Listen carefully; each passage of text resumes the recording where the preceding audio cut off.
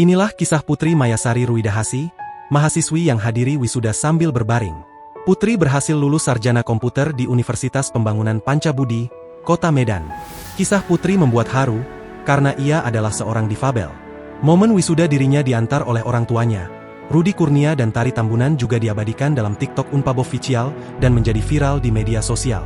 Ketika namanya dipanggil, suasana berubah menjadi haru dan penuh tangis.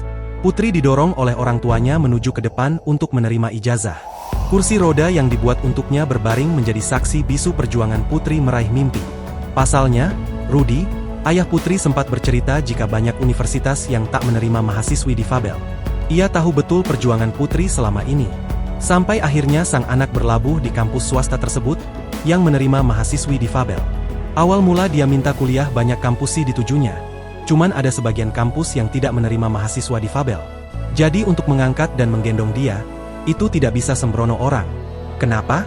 Kita takut salah angkat tulangnya bisa patah.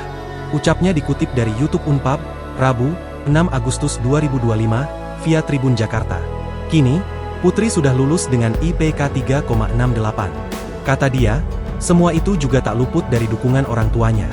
Orang tuanya selalu bersedia mendorong alat bantunya ke kampus ketika ia berkuliah.